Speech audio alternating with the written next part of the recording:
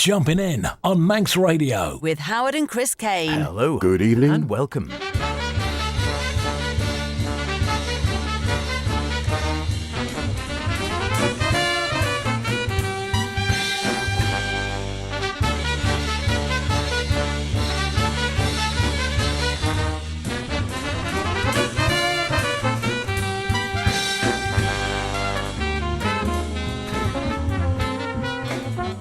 Yes, it's that time again.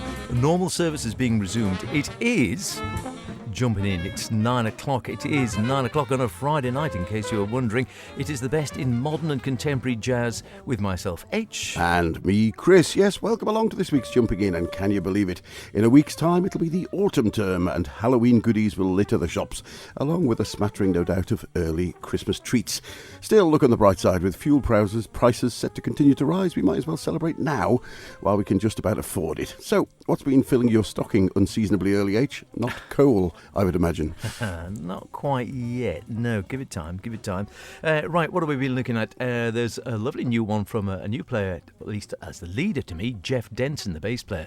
But I know the drummer very well, Brian Blade. Checking that one out. It's been sent to us, coming out later in September. I'm getting all funky and going back quite a few years, actually, with Gil Evans, who's playing the music of, well, you'll find out in just a few moments.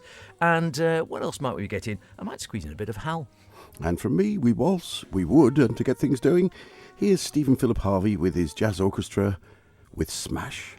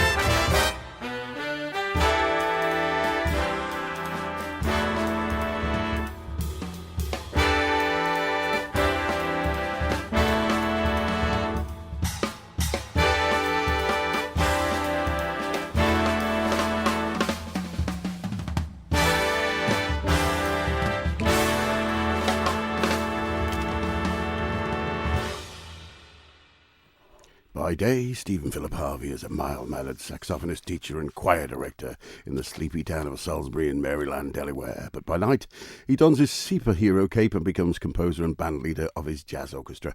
Stephen says his inspiration stems from the superheroes he grew up watching on Saturday mornings as a child, and which have become the box office staples in recent years, with song titles such as Zephyr, QZ-TNS-21-00006, and the wonderfully named Projectile Dysfunction.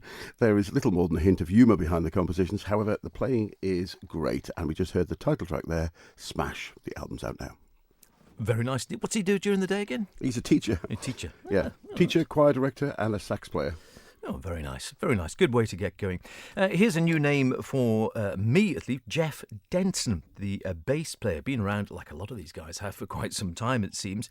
A second album, indeed, with the lineup of guitarist Roman Pilon, who we've heard before, certainly on this programme. Not that often, but once or twice. He's got a couple out under his own name, without a doubt. And the fantastic drummer Brian Blade, who hasn't Brian played with, most famously perhaps of latter years, with the likes of Wayne Shorter, of course, in his quartet. But the Fellowship Band, and yeah, you rattle off anyone else you like, and Brian's played with them all. Fantastic player. They played before. They brought out an album in 2019 on Ridgeway Records, Between Two Worlds, where they really sort of all clicked together.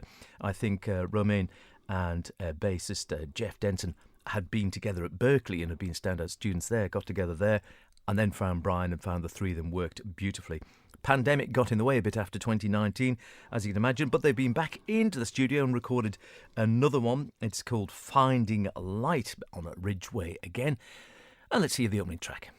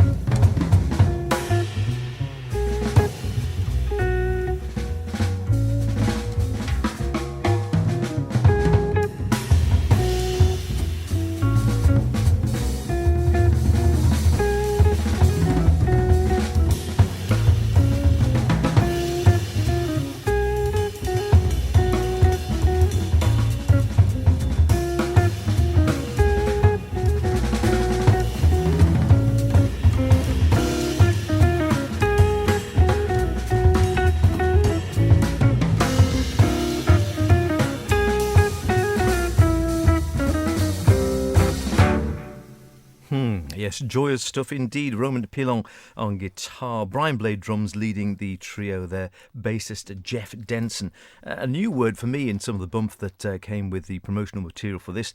They say it's a palpable pleasure, which I totally agree with. The musicians taking each other's company as they explore new music together in a glorious trialogue.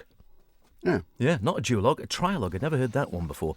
It is indeed, it is joyous stuff, some great playing from all three and some lovely interplay. It reminds me a little bit, Roman Pilon at times, of John Abercrombie. Might have, without a doubt, will have heard Abercrombie and slightly influenced. Who wouldn't be by him? But the trio sound is, it is tightly knit together, lots of interplay, lots of listening going on.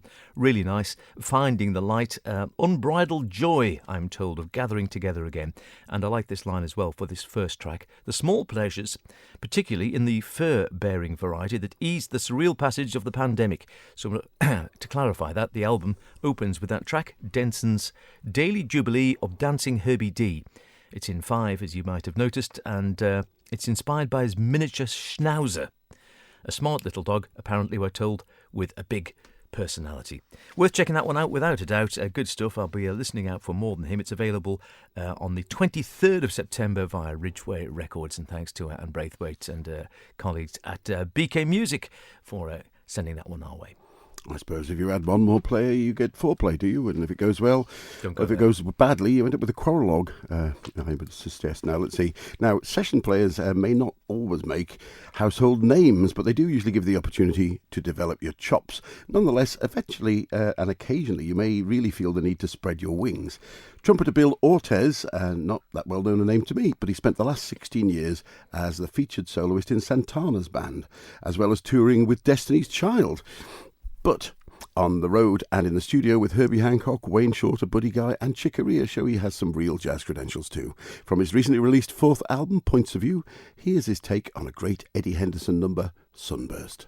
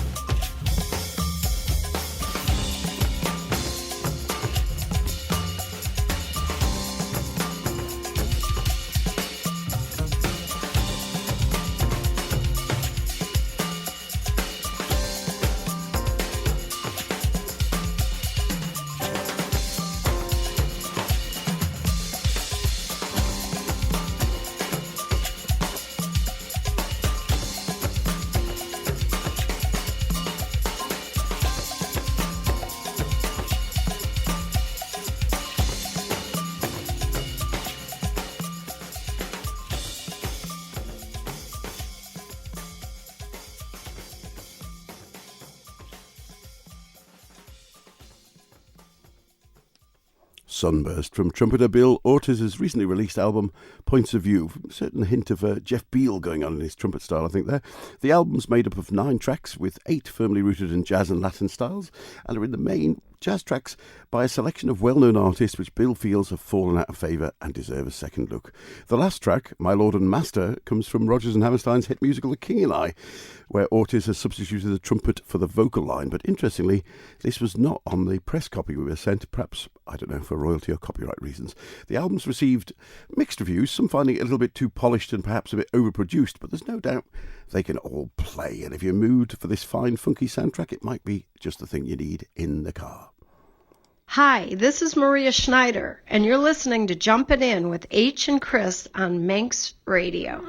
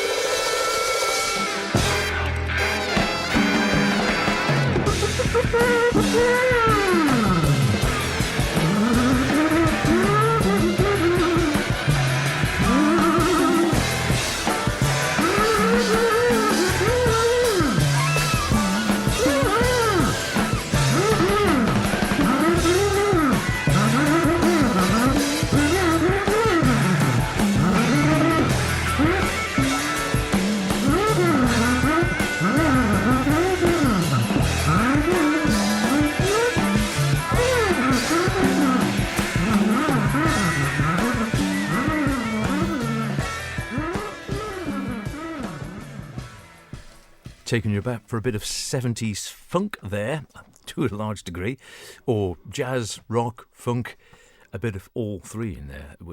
I think you'd agree. I'd certainly look at it that way. It's what happens when you get Gil Evans and Jimi Hendrix together. Not the Jimi Hendrix, but the music of Jimi Hendrix. It is indeed the Gil Evans Orchestra playing the music of Jimi Hendrix back in 1974. The original concept, Gil loved any of this new stuff. He loved Jimi's music. And they were going to record. He was going to actually record the idea to feature Hendrix guitar, solo and voice over the cushion of the Evans Orchestra, rather like they did with the Evans-Miles Davis collaborations sort of 30 years earlier in the 40s and 50s. But the guitarist Jimi Hendrix died in London just 7 days before the first meetings had been set. So they had to sort of rethink the whole idea, and Gil jumped at the idea of presenting a whole concert of Hendrix compositions at Carnegie Hall as part of the New York Jazz Repertory Company's 1974 programme. The orchestra you're hearing there was his regular working unit, and a pretty young and fantastic band. If I rattle through a few of them, Gil himself on piano and leading, of course, Hannibal Marvin Peterson on trumpet, Lou Soloff on trumpet, Pete Levin on synths.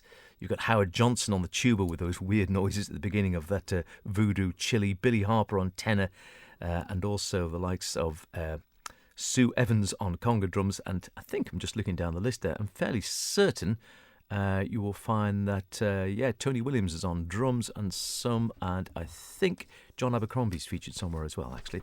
Yes, taking the way back, the Gil Evans Orchestra plays the music with Jimi Hendrix. Still sounding pretty good now. Voodoo Child, surely, man, get on with it. Voodoo Child. Next from me, a man who seems to pop up pretty regularly on the show, showing he is much in demand, although more generally we hear him playing Hammond organ. Ross Stanley is, of course, who I'm referring to. Stalwart of Trish Clue's band, starting with his piano studies aged 4. He won an organ scholarship to Marlborough College, and as a young teen went on to complete a B.Mus at Guildhall in classical and jazz piano, choosing Guildhall over offers from Berkeley and from Trinity College. But this session sees him on piano, paired with guitarist Chris Allard from Tortugas. Here's Fellini's Waltz.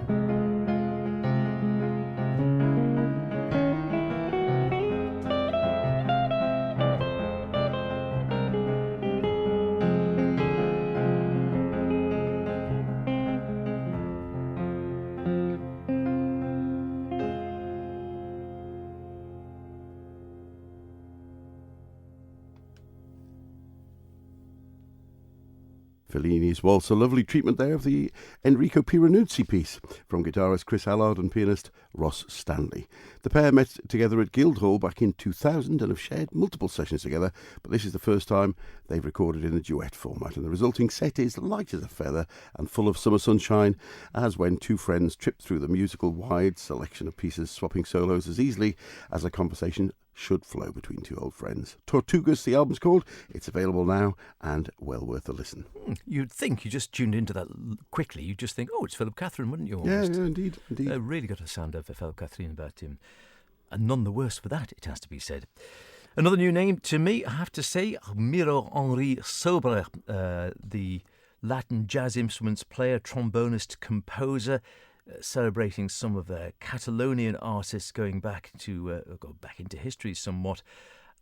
A new album out I've been checking out a little bit. It was sent to us a while back. Came out in July, I think, looking back at it. And it features his working band, a debut album, Two Swords, and is listed, and I wouldn't disagree, as a Latin jazz-infused sojourn celebrating his late father. Have a listen to this one. Donnons de nos noms les fleurs.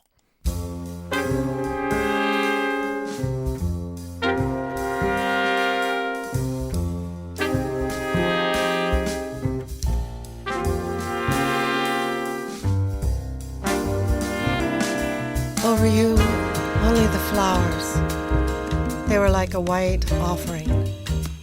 The light they threw on your body would never again equal that of the stem.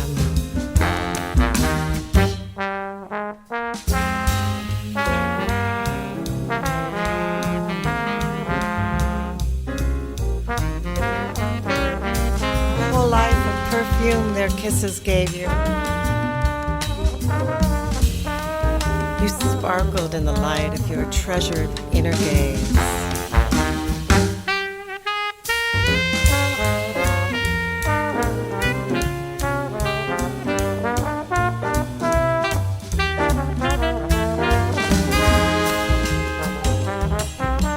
If I could have been the flower's sigh, offer myself as a lily to you, so that my life would wither over your chest and no longer know the night that next to you would have vanished.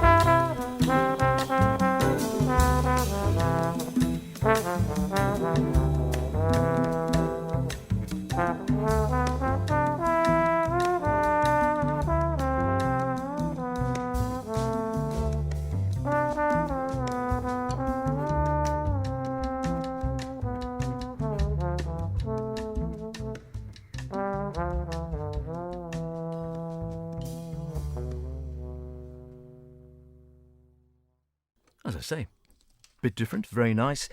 Trombonist Miro Henri Sobra. Not a name I've come across before, so it's got a nice Latin tone, lovely sound on the trombone, it has to be said, mixing that sort of Latin sound with some straight ahead, slightly more mainstreamy sounding jazz.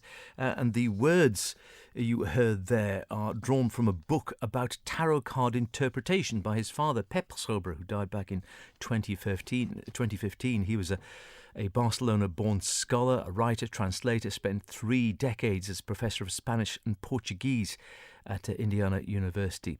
But he'd been raised in Spain at a time when Franco banned the teaching and public use of Catalan, the language. And Professor Sobra devoted himself to the Romance tongue, and Miro, his son, makes extensive use of Catalan poetry in his work, which has been translated by his dad. Regular band he's got there, they all met and sort of got together just after they graduated. They've been known each other since they were pretty young. Pianist Eli Bruno, bassist Anna Marks, drummer Rocky Martin, good name for a drummer that, Rocky Martin, percussionist Cole Stover and trumpeter Zach Finnegan, along with sax player Tim Christ and baritone sax on one track as well. I think Jimmy Farace or Faras, with also Ann Nelson on soprano sax, vocalist Alina Escudero. Right, if I don't warble on, I can squeeze in, as I promised you, a little bit of Hal, going back again to 1977, I think it was. Hal Galper live at the Berlin Philharmonic.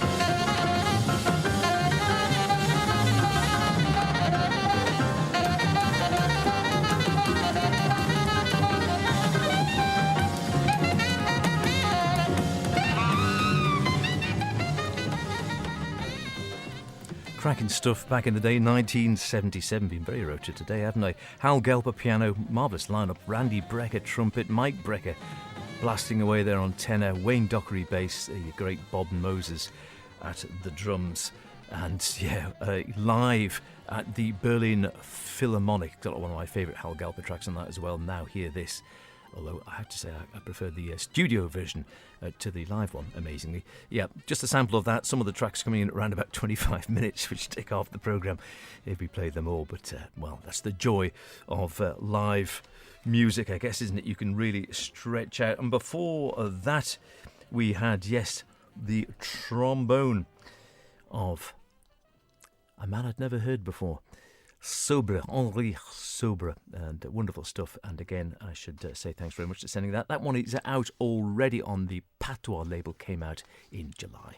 Well, that's about it for this week's show, but we just got time to leave you with a track from the latest receipt from Monocled Man, one of the many projects led by trumpeter, composer, programmer and original member of London's Loop Collective, Rory Simmons. Always ready to defy definition and mix genres, seemingly experimental electronic bass of the music on the band's latest CD, Ex Voto, can easily move from beat-laden electronica into a sort of mainstreamy groove, not to mention getting funky at times. This bassless trio features guitarist Chris Montague. His new album's rather good too, actually, alongside drummer John Scott and Simmons. And I think it might be their best yet. Here's Siler Woods, Part 1. See you next week. We will indeed. Look after yourselves. Mind those bikes, whatever you do. See you then. Bye for now.